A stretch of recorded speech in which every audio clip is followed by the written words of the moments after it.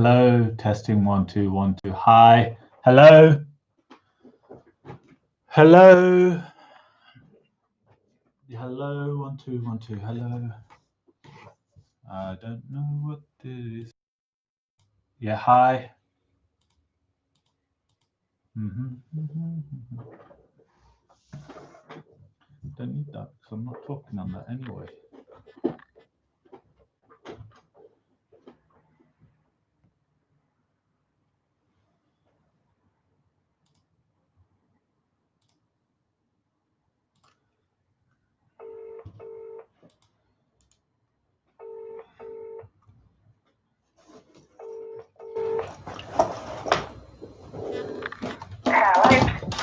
Hi, assalamu alaikum. How are you doing?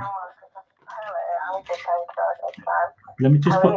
I'm all right. I'm just going to put some headphones in 1 second because I should have done this before I press the dial button, but it helps me. So.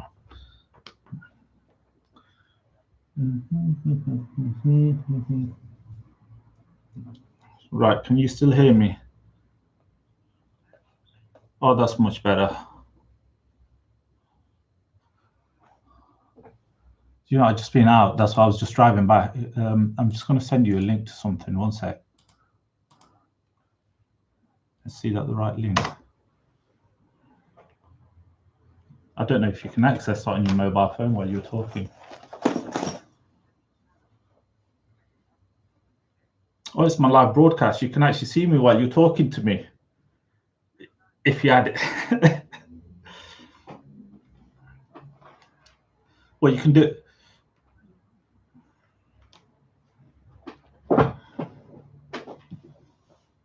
Okay. I went out for a great lunch today at Delicatessen Cafeteria. Absolutely amazing. I love lunches. And then I went out for a walk, shopping at TK Maxx. And I've just got back just a little while back. Now tell me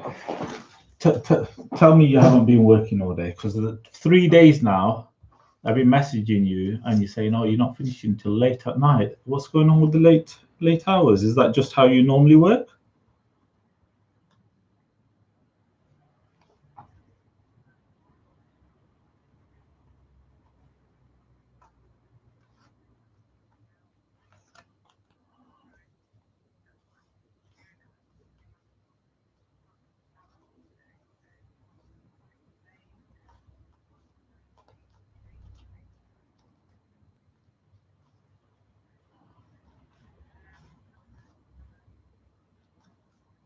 No.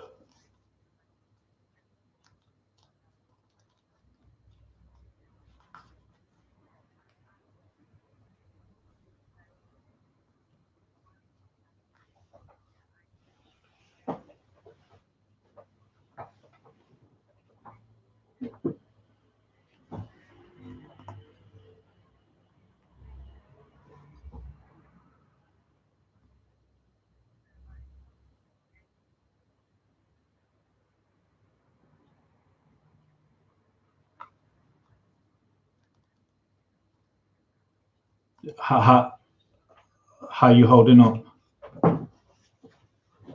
How are you holding up? How are you doing?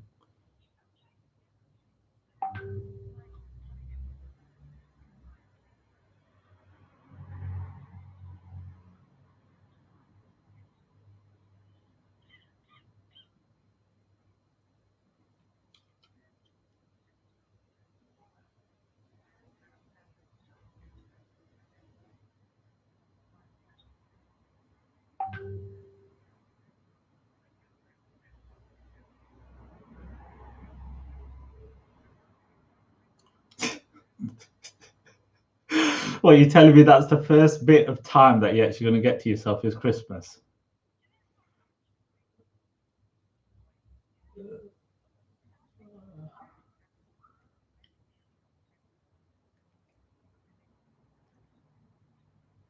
Well,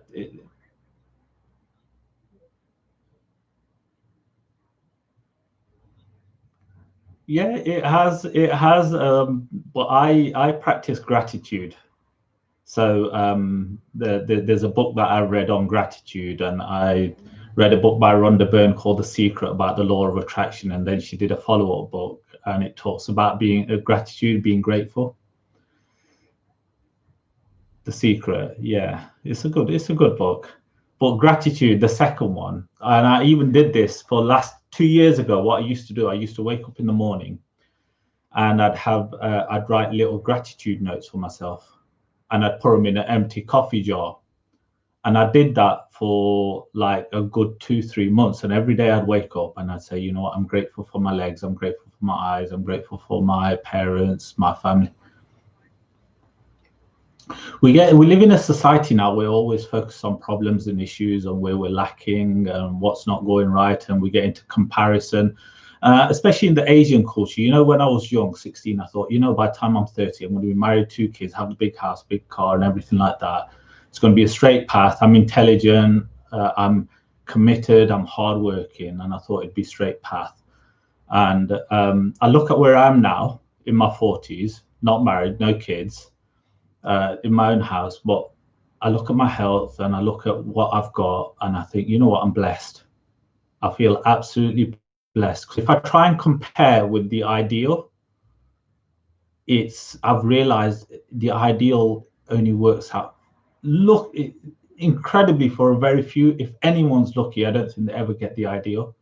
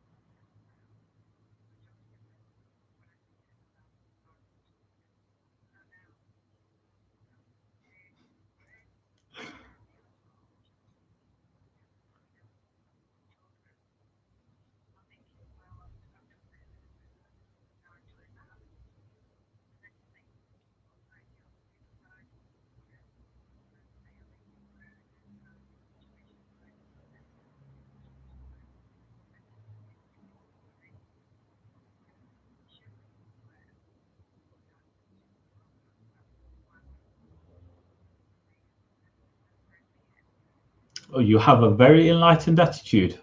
That's very good.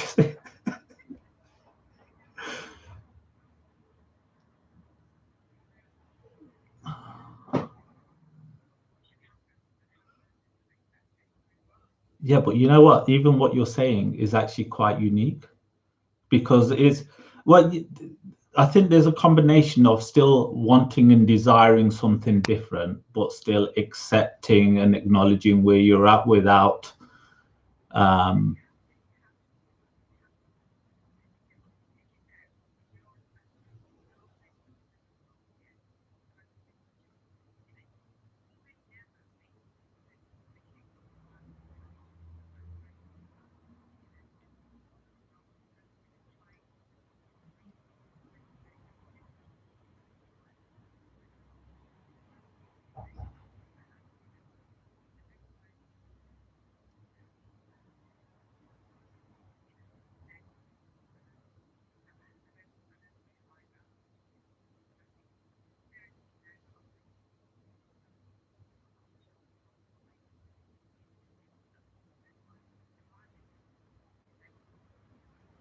well, parts of it, yeah. I don't. What the word that comes to my mind is victim mentality. I don't go for the victim mentality of excuses and woe is me, and no. It's No, don't go for any of that. And I don't, I'm all right if others experience it, because I've got protective boundaries in place to stop others' energy drawing mine down. I had an arranged marriage to a first cousin when about 14, 15 years ago. And there was a big age gap of about 10 years. And right from the off, it wasn't right. There was age difference, maturity difference, and I think she grew up with the belief system that of the more Western, that you marry outside the family and not first cousins. So it only lasted a few months. But because he was married, and then the English law is that you can't divorce if it's not a false marriage and annulment, you have to wait 2 or 3 years or something. Yeah, if it's not forced and there's no fraud involved in the marriage, even if you find out within a few weeks it isn't right, you can only you separate, and then it's 2 years and stuff. And then what happened is that threw me off, and then I got caught up in work, and then work crisis. I had a business, a takeaway that I started, which was faltering, and then that took me 3, 4, 5 years to put off. And time goes by, focus changes. Last few years, I started being more open to it. I didn't start seeing or dating properly till later, about 4 or 5 years ago. Nothing really has happened over the last 4 or 5 years. And this year, I changed my thinking to it, and I thought, there's a lovely article I read, and it said that there's a difference between being single and available. And I realized that I might have been single and I might have been seeking, but some of the book said that you could be seeking, but you might actually be blocking the thing that you seek because of hidden belief systems. So I realized this for myself, and I've been working through it about my blocks and belief systems, and changing my criteria and thinking I need to be more open and acknowledging and allowing the thing to experience. So I've started this year with a fresh approach.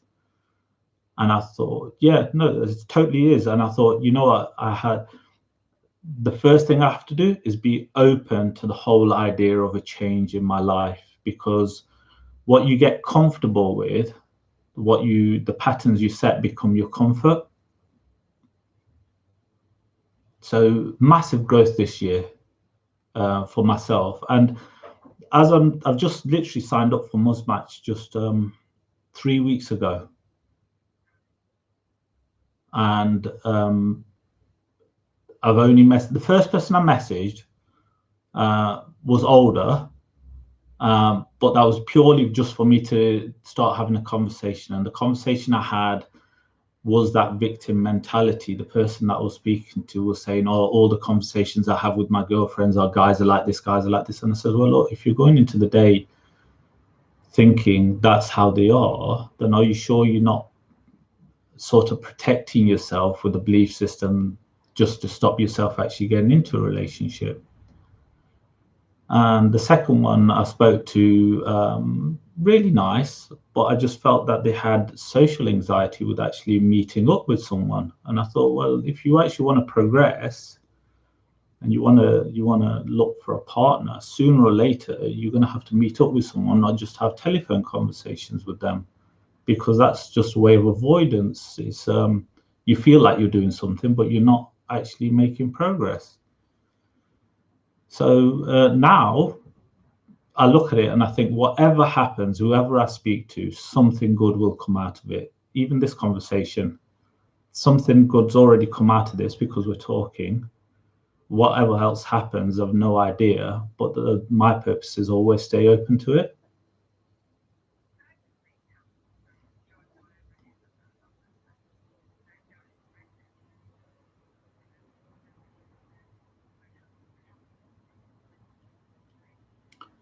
Yeah, another lovely book I read called Power of Now, Power of Moments. And I've realized that if you focus on creating moments and creating enjoyment in the moment with someone, and you set that as the foundation within boundaries. I'm a strong believer in boundaries. So this is the first thing I say to any female, is that if you're going to meet anyone, make sure you know what your boundaries are. So what I normally say, I'm 47. July 21. That's next year then, isn't it? So yeah, I was 47 this year. However, what I've realized is there's a difference between biological age and youthfulness. So it's something I've talked about. Fortunately, I've got good social circles, and my social circles are all filled with people that are on growth journeys. I'm involved in like property masterminds, and there's a lot of these property training groups that have been popping up on Facebook and so on. And although they talk a lot about property, they talk a lot about mindset. So yeah, so because I'm involved in a lot of the property groups, and I don't buy into all these courses that are selling, because I've been doing property for 30 years. I'm not new to it. I've grown up in property and business. No, that's been part of why it's delayed. Up to 4 years ago, I hated it because the property portfolio I've been passed down from the family, and I feel it's took up my youth. And I've seen the downside of it, of bad tenants, poor tenants, property repair, and I fell out of love with it. And that's why I started joining the property groups, because I saw all these people posting positive posts about property, and I'm thinking, am I missing something here? Am I doing it wrong? And I realized that actually what it was is that I need to, and I have done this now. I've started with what's called beginner's mind. There's a term for it in Japanese. Let me just find out what the term is in Japanese. You like this? Beginner's mind, Japanese term.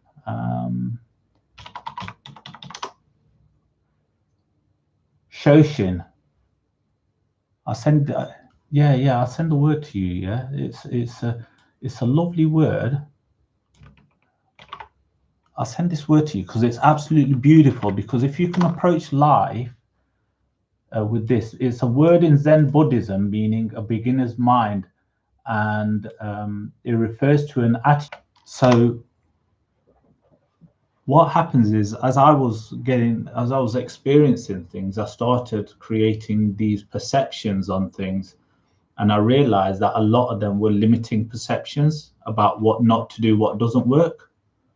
Same thing with relationships.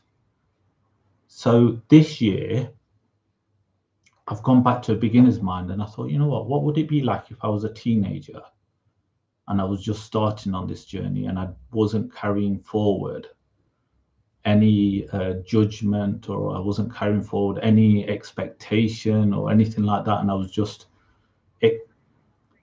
yeah, totally like an explorer, like it's a journey. It doesn't stop. It's every day I learn something new. Like, your voice is wonderful. You just straight away when you spoke, I picked up the energy on your voice. The first thing, can I listen to this person for a long time? And I heard your voice, and I thought, yes, actually I can.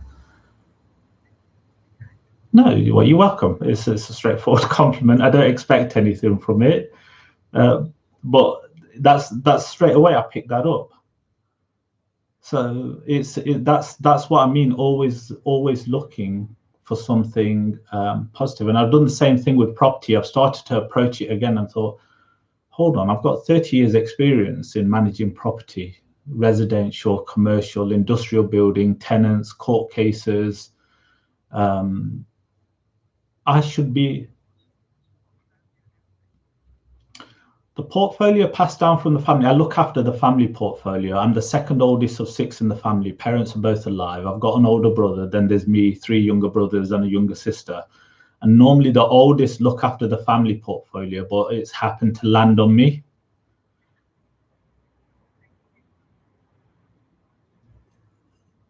It's just naturally happened. My older brothers hasn't been driven that way, and my younger brothers, because I handle everything. My parents, I haven't seen a home bill in like 10 years, and my brothers don't see a home bill, and I just literally handle everything. I deal with it all. It's a reasonable sized portfolio, but it's been stagnant for 15, 20 years. And I'm just starting to get the enjoyment, excitement of it again now. It's a couple of residentials, one commercial residential mix, and the one that's took up the time, it's a 20,000 square foot Victorian factory. And if you know anything about Victorian buildings,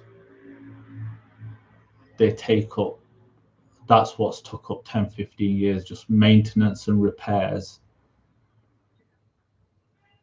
There's only 4 tenants in there, and I'm only returning 20% efficiency on the building compared to the potential. No. It's an industrial building. I've got commercial tenants in there, but the efficiency is only at 20%, and I'd be more profitable. And I thought about this. I thought I'd be way more profitable if I sold the building and I put it into HMOs, and I'd be generating the same income on a 6-bedroom HMO than I would be on a 20,000 square foot industrial building without all the maintenance. But because my dad bought it, he's emotionally attached to it. It sounds like you're quite. It's his legacy, and I don't want to give it his legacy. The relationship with the family is more important than the property. What's your journey then? You said you've done the masters in urban development, urban planning. Love it. Oh, great, fantastic.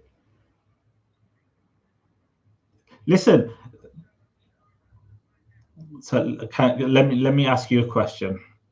What? No, simple question. When did you become an adult?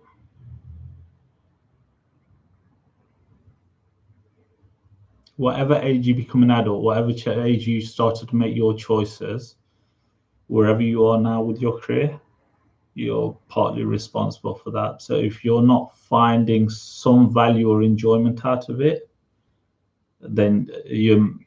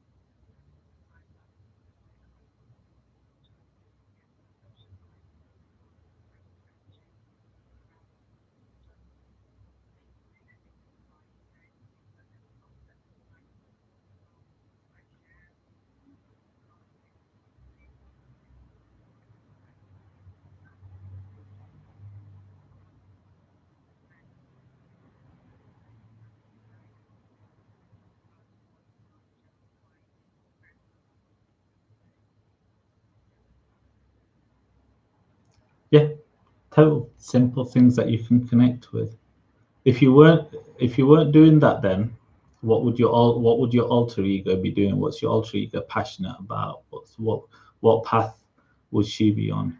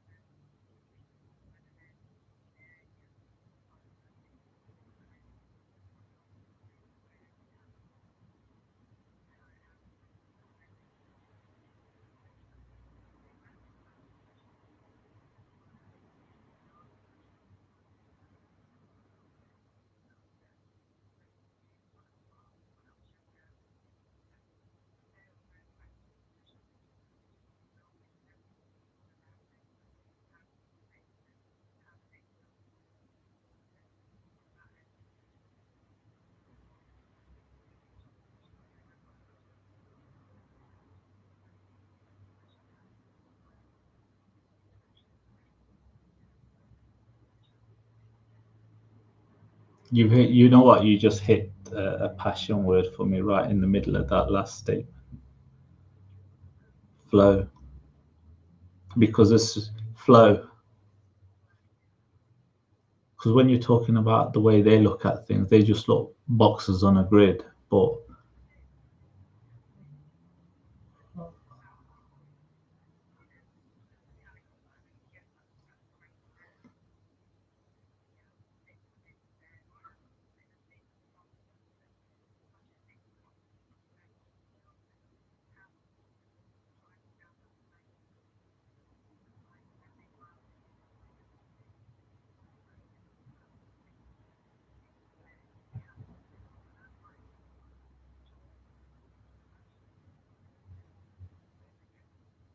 well, I can tell. Look, you're starting to lighten up as soon as you talk about the things that you really got you into this. I don't think that's disappeared. I think the functionalities of the job are not allowing that to come out.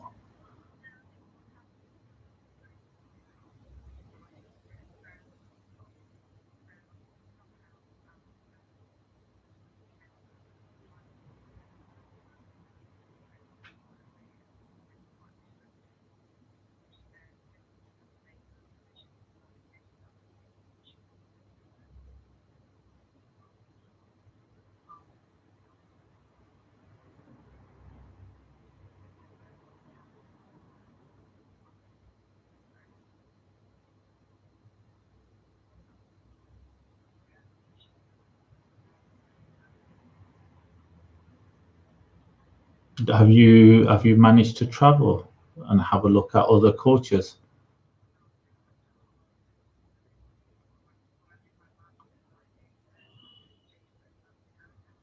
Oh, nice. Where did you Toronto, Montreal? Oh, which year did you go then?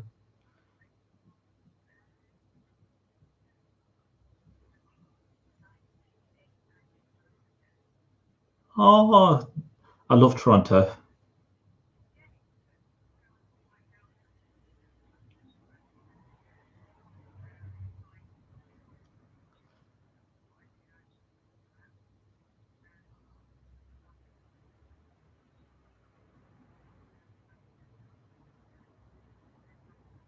No.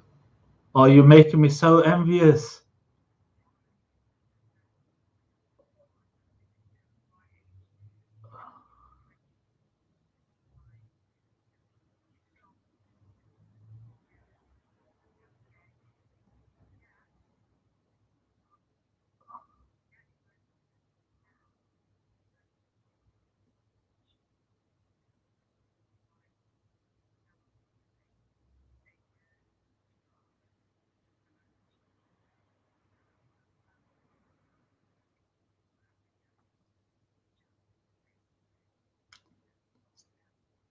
Solo trip? Solo, or did you go with someone?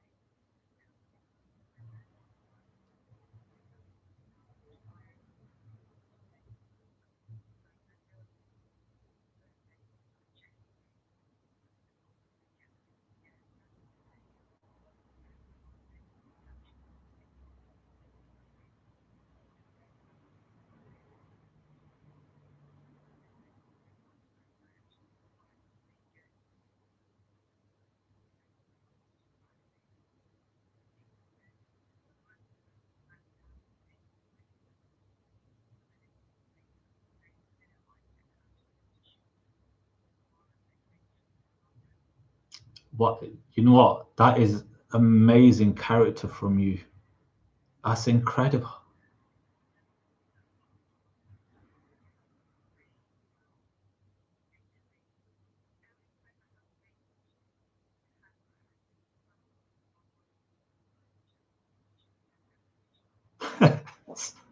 So the one,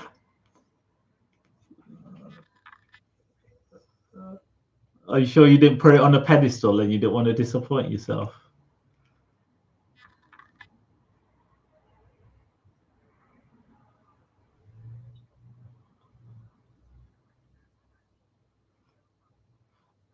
Jhelum, near Dinah near Jhelum, which is right in the heart of the country, which turns out I've just started to really get into the geography of Pakistan, and I've just realized that in Pakistan we pretty much live in centre, and I've come to England and I pretty much live in the centre in Nottingham, quite far from the beach. I think I'm missing that aspect. Uh,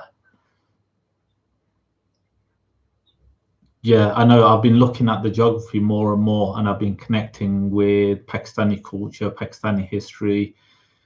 My dad, I haven't, no, I've not really connected with Pakistan previously. I've not been since 2000, so it's been a long time. And I was speaking to my dad the other day, and my younger brother found a program on YouTube called Road to Punjab, which was filmed in the late 1980s, 1990s, and these few people drove from England to Pakistan in these Ford Transit vans.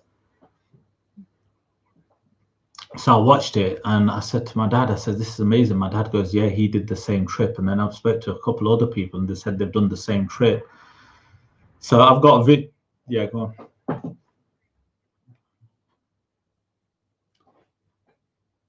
Recently or quite a while back? Oh, sorry to hear that. What they said, what they leave in you, and I can tell from your voice and your character that he's left a lot in you. So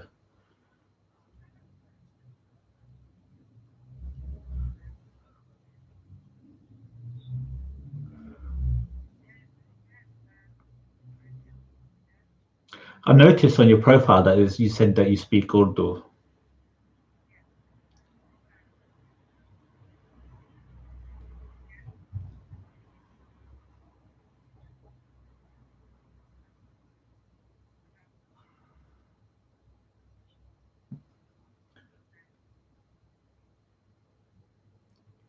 No, I love it. I love it. I think it's on my wish list of things to learn.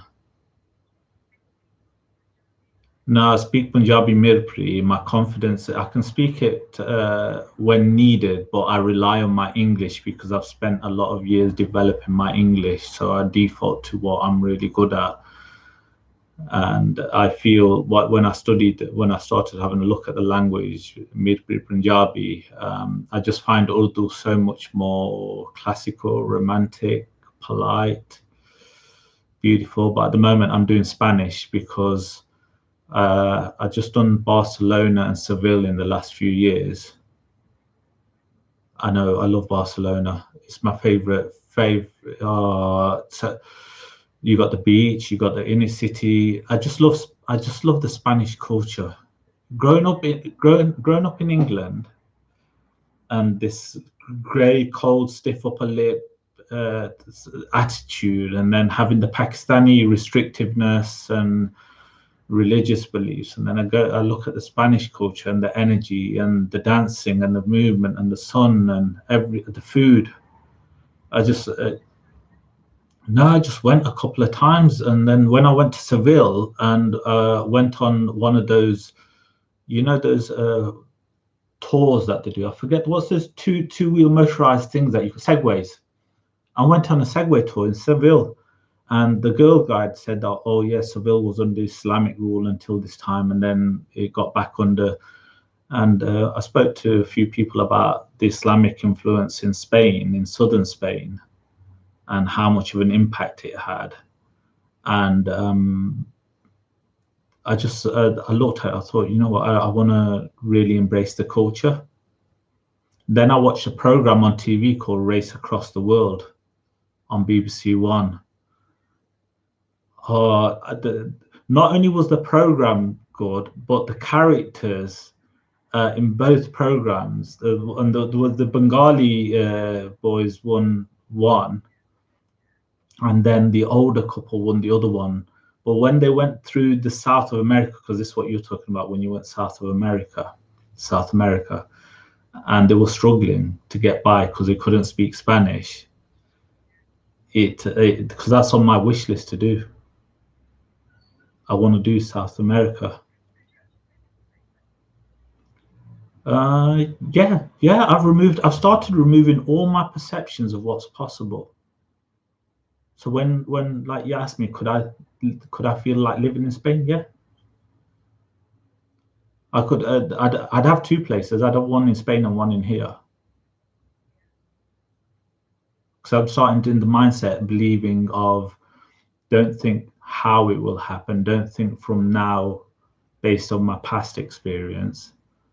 Think about what I want, and then just keep on asking or working hard towards it. And then if it happens, it happens. And if it doesn't, well, I did my best. So yeah, Spain, I would. Where I would live would be a question. As much as I love Barcelona, I think I enjoy it for visiting rather than living.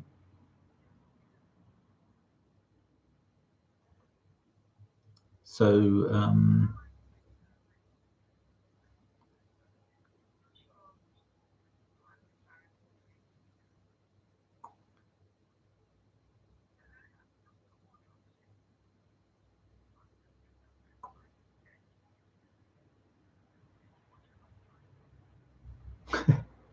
well,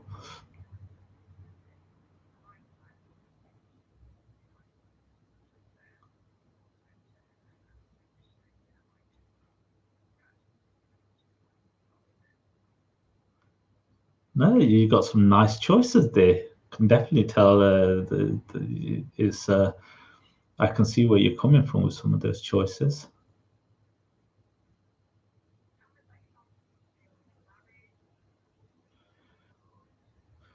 The, Yeah, so my older brother's married with three. The oldest nephew's 21. Then my niece is 18. She's just starting university. And my other nephew is 14. And on my sister's younger than me. She's married with a 17-year-old boy and a 13-year-old niece that absolutely loves, adores me. Both my nieces love and adore me.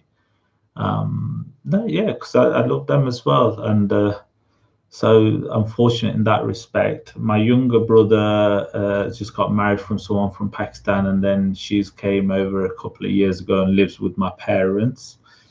And then I've just had the youngest brother who's 30. He's just got married with a partner he found himself, and he had a lovely small wedding. He's quite spiritual and religious, but not religious in a religious way. He's just really good grounded. And he goes, I don't want a big wedding. I just want family and friends there. And he hired out a really lovely community mosque place and invited 80 people and kept it really simple. And his wife, Navida, absolutely lovely. Just the right balance of modern and traditional. So that was just in January this year. They went on the honeymoon in Dubai, and while they were over there, lockdown happened, and then they literally had to come back. So unfortunately, that didn't work out for the trip. Um, I've got my own place, but I live within a mile of the family, so I check in on them every day. I just basically, uh, I wanted my own private space when I was 30 something. I didn't move out till about 6, 7 years ago. So I felt that I've done my time looking after the family, and I got my younger brothers there. And then I got my own place, and it does give me that little bit of freedom and privacy. Yes, and I had desires of trying somewhere else, but I really do like it here, and I'm a firm, beautiful, absolutely lovely. absolutely amazing. It's it's big enough that you've got everything that you want, shops, and you've got different areas. Um, what I think the biggest thing for me is that there's no particular area that's ghetto in terms of when you go Birmingham, you've got Somali community in one area, Pakistani community in another area, and that never happened in Nottingham. Nottingham's got a tenth of the size of Birmingham or Sheffield or Leeds, and the road, the main inner city road here, the community road, Radford Road, has got 100 and something different communities all living in the same area. So I've grown up in the inner city. However, my mentality and culture, what I aspire to, there's another area over here called West Bridgford, which is the aspirational area. So when I go out to a coffee shop or an eatery, especially over the last 4 or 5 years, and I'm a late bloomer when it comes to this, I've just started to appreciate independent places, independent restaurants, independent eateries. And 5, 6, 7 years ago, I never had that culture of going out and spending £8, £10 on a brunch, which I considered excessive growing up in an Asian culture. You think, why are you going spending £10 on something you can cook at home? But now it is true, but it's not. I've figured it out. You're not paying for the food. It's the way I've done it mentally is a third for the food, a third for their costs, and a third profit. And I don't mind. I'll go out. And I went out to meet a friend today, and I covered the lunch. I paid for both of us, and it was like £25. And if that was me 6, 7 years ago, that would have thrown me off, just spending £25 on lunch. But now I just totally appreciate it. It was, nowadays avocado lunches, they're not cheap as they are. So I don't make it an everyday thing, but I just appreciate it.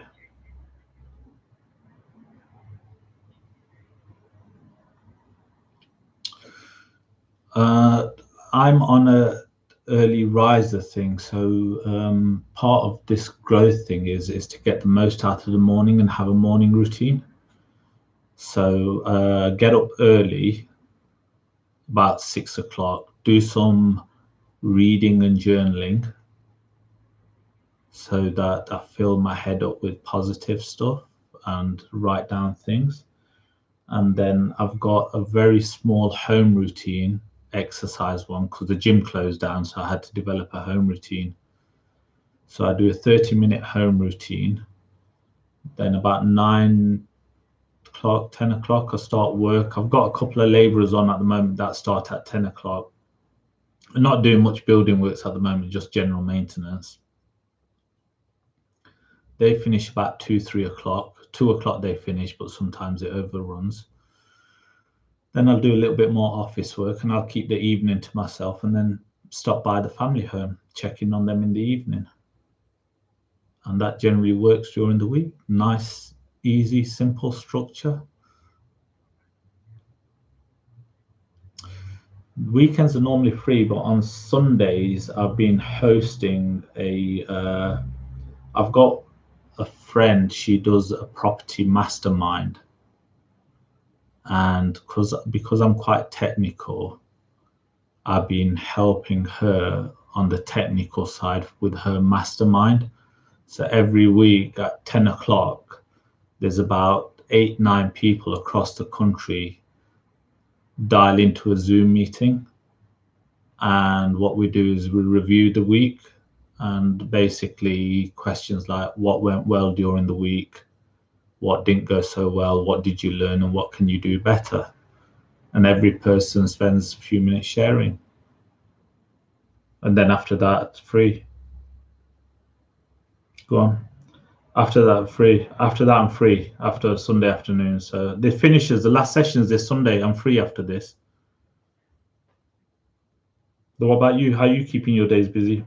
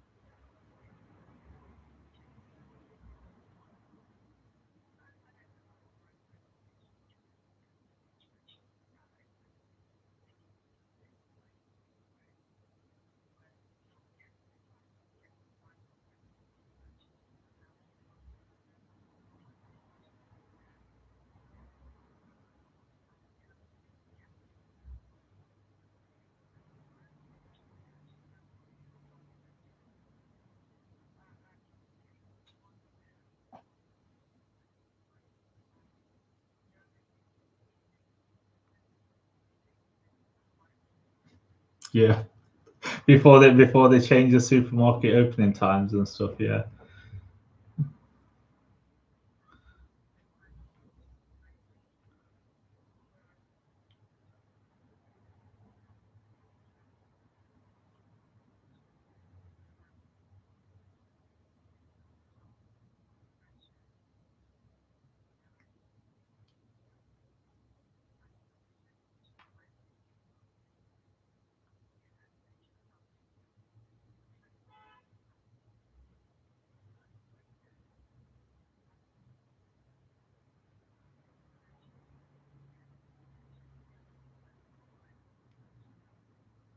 Oh no, absolutely beautiful.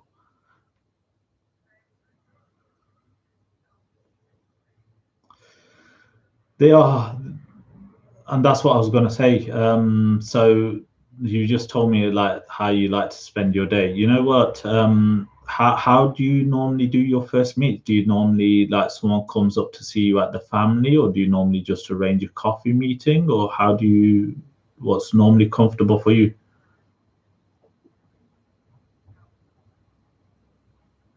No, just generally. I'm just trying to get an idea of what your.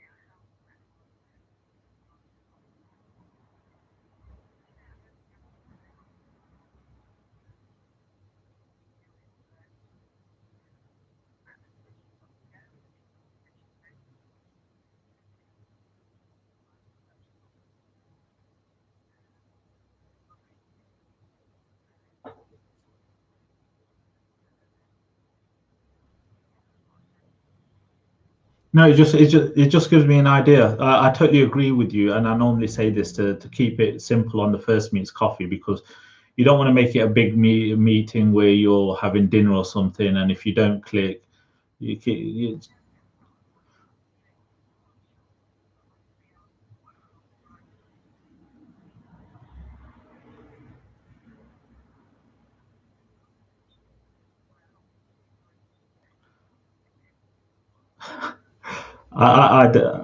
I'm quite normally quite easygoing, so I never have the bad experiences. So I don't mind either way.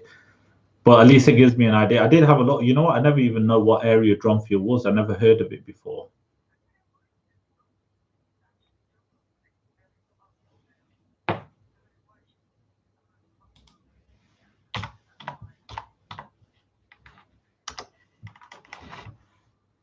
Because I had a look on the map and it was showing the south of Sheffield. Yeah, that's what it's showing. There's Stubley, Dronfield, Lower Bradley, all these areas. Just purely, this isn't me making plans, so don't concern. I was just having a look at the realities of travel and how far it actually is and so on. And it's not unreasonable. I've checked it. It's about a 40-minute drive straight up the M1 and across.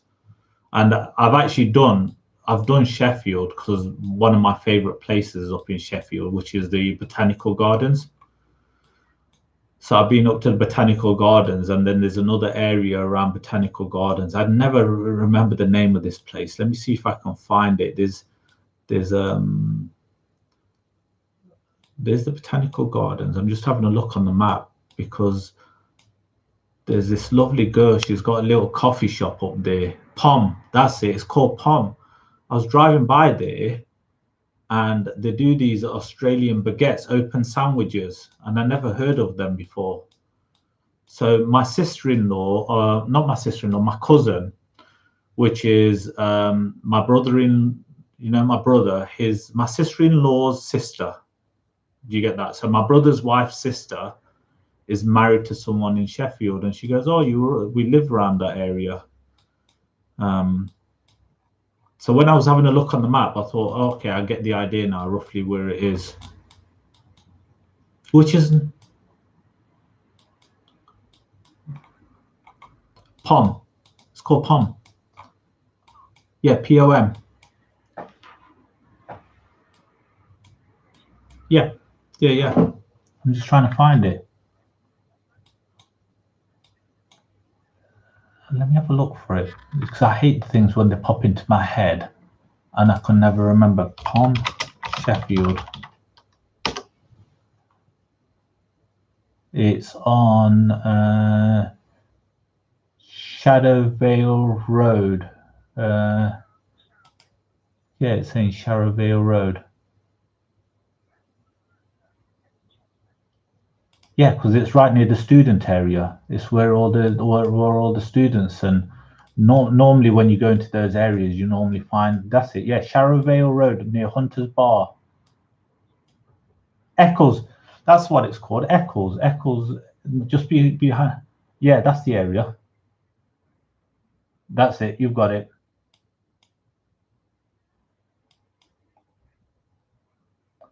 Yeah, I did like that. I did like, because there was two, and I've done both. I went once up for one at POM, and then I went up to the other one, which is nice. I love Nottingham, but I also like getting out of Nottingham. So I'm starting to find different places to go to. So anytime you want a coffee or a meetup, that's an option for you. You can put it down in your potential. Once you've watched back the video link that I've sent you through to, and you can actually see me talking to you. No, well, I've just read. It's hard. You know, it's hard for you as a female, because obviously you're chatting to someone, and all you've got is the voice. And I've done Facebook Live for years, and I realized that actually you need to have an image of the person you're speaking. Not me. I'm okay. The voice, to me, I can tell by your voice you're a fantastic person. So I'm perfect. I'm not one of those that, oh, send me. I don't need that. The point for me is, can I sit and listen to you? Which is a big tick, yes. So to me, it's quite easy. Then I just need to ask you a question and find out more about you. And you've got so many stories to tell.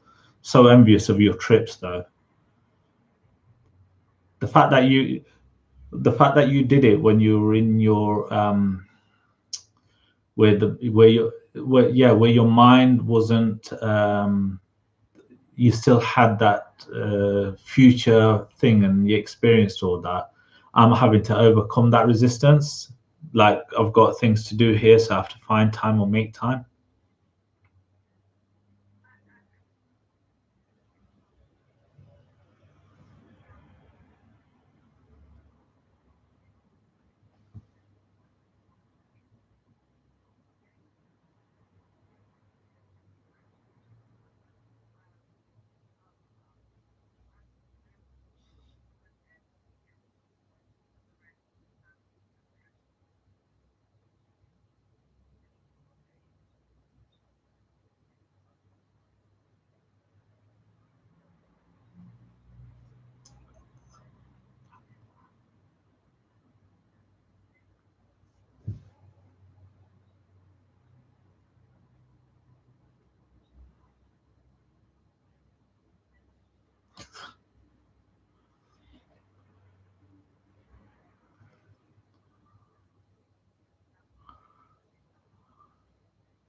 Okay.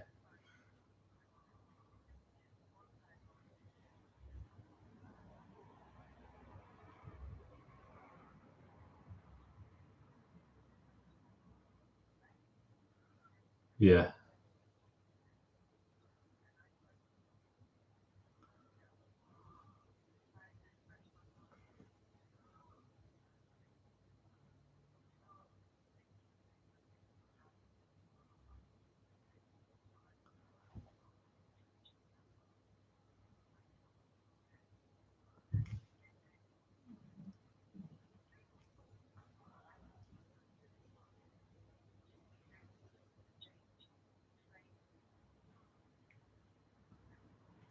Well, before mobiles and before everything else that we have nowadays, yeah.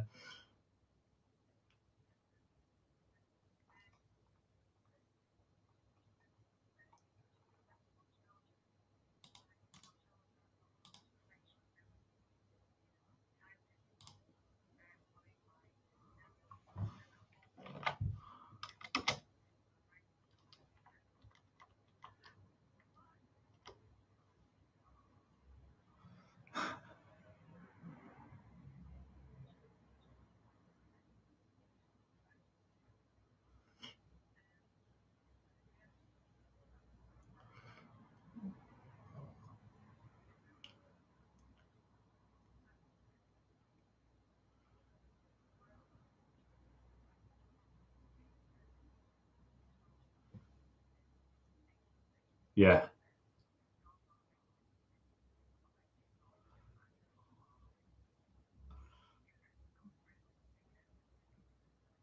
yeah.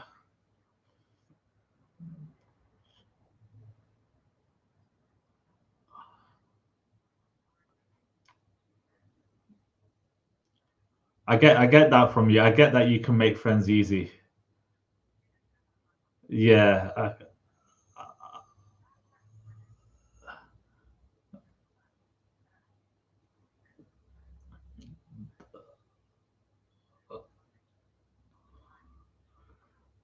I get that. I totally I get your character that you don't have that neediness for contact, but anytime you want to chat with someone new or old, you just pick up wherever. Yeah, I can sense that straight away.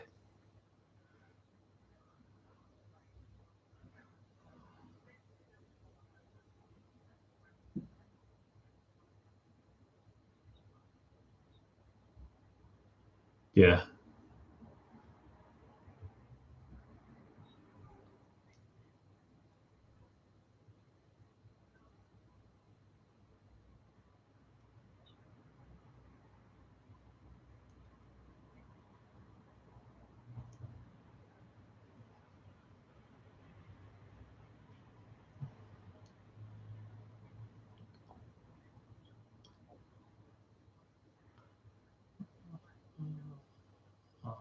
Oh,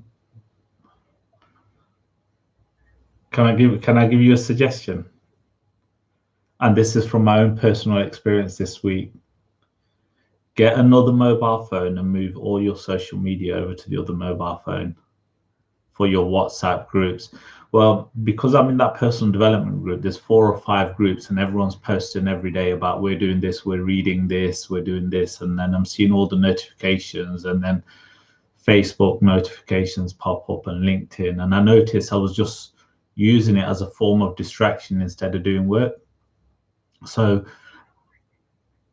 ooh, that's good.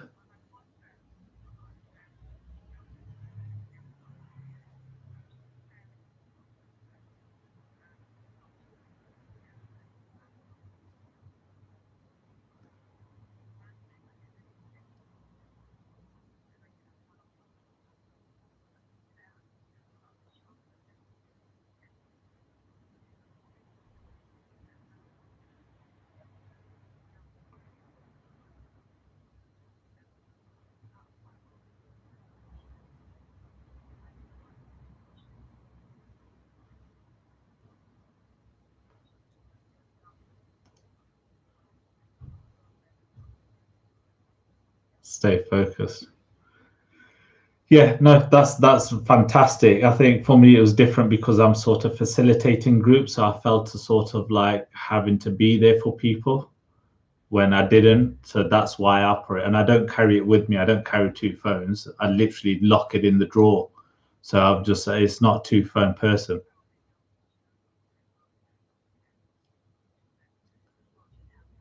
Yeah,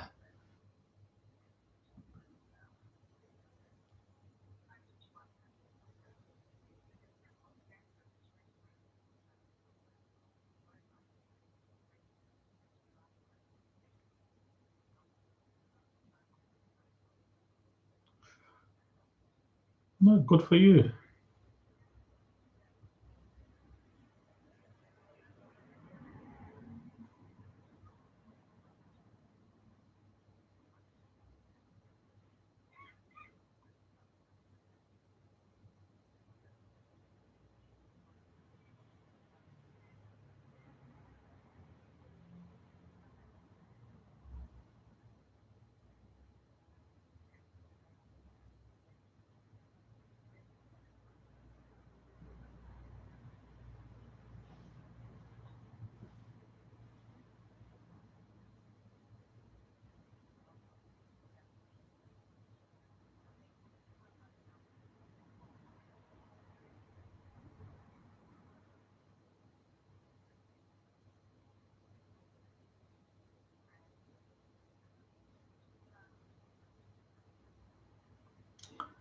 Wow.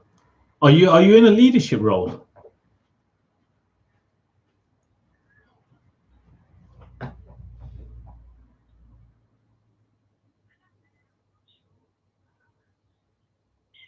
Because the way you were talking then was very much leadership.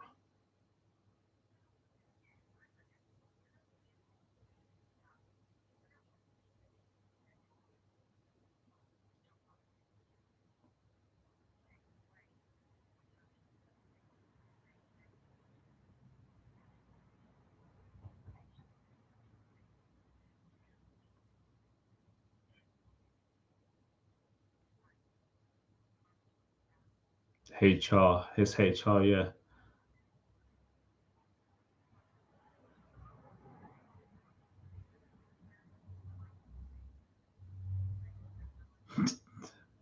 Yeah.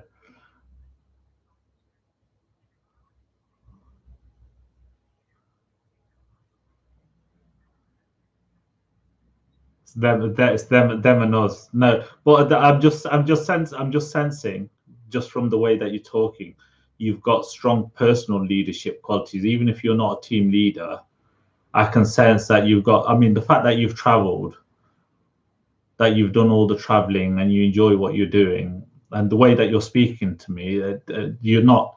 You're a strong character. I don't have to worry about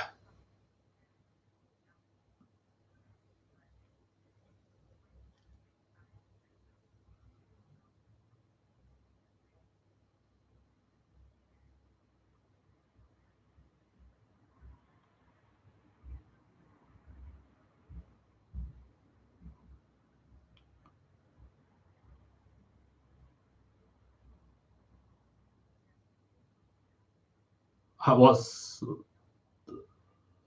what is it. What have you got? Brothers or sisters?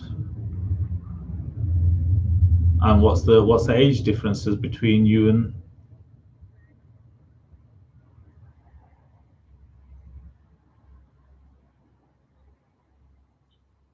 Okay.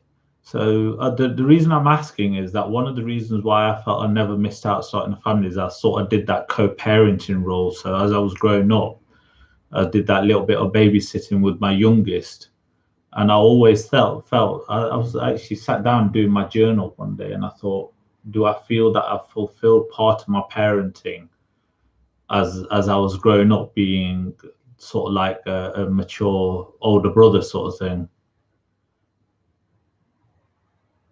But yeah, like you're saying there, it's a good characteristic that you've got. I like it. It's nice.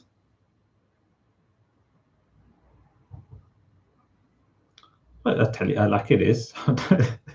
I'm not fishing for anything. It's just if you're going to have a conversation with someone, you want to at least make it enjoyable and hear nice things.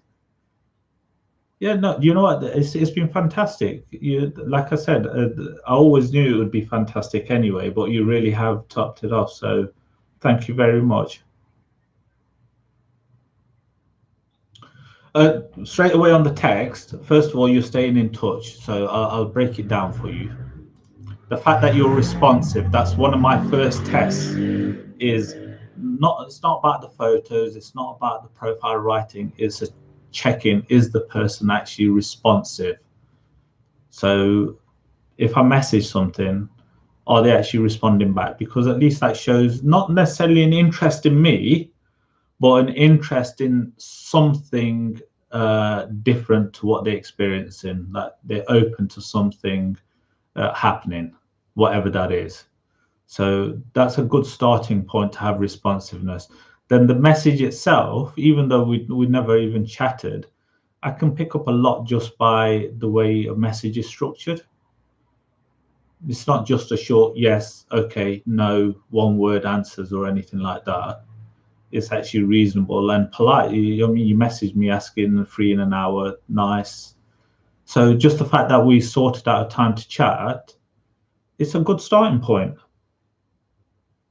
It's not like coming from neediness on my part. Oh yeah, you said this. No, it just happens. I know certain things happen, and we've managed to chat today, so it's great. Lovely Friday night. Thank you very much.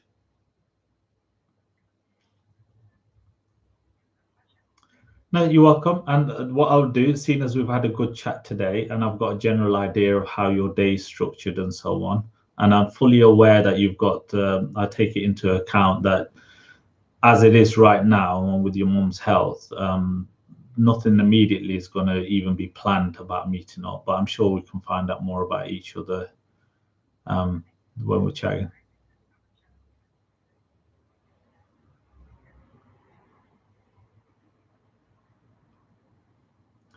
Well,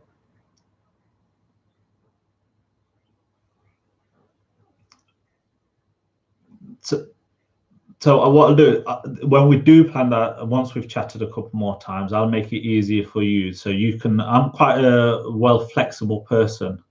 So once you know your calendar and when you can meet up, normally within a couple of hours notice, because it's about a 40-minute drive or something. That's why I check the distance. It's one of the practical aspects because you don't know how the day is going to go. But if you're on a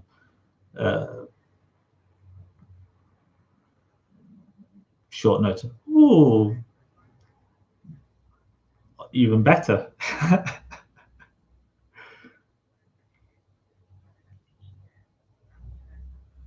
We got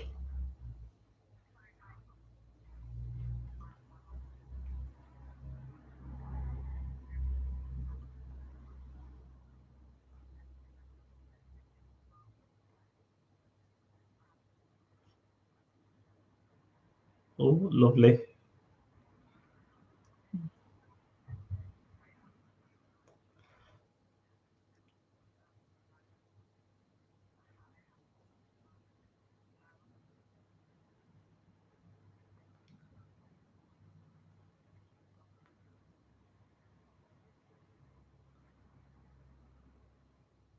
So I, I was being polite for you there. I was being polite in giving you options, but I appreciate what you just said. So thank you. Thank you for a lovely chat. Really nice to hear your voice. And well, when you hang up, you'll be able to see me chatting to you because the video is still going to be up unlisted. So anytime you want to have a look on there and see me smiling, you can do.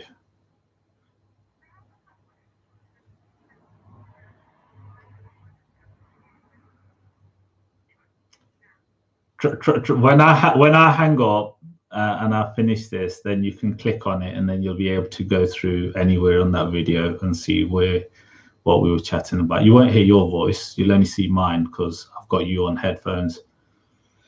So I will let you get some water for that car.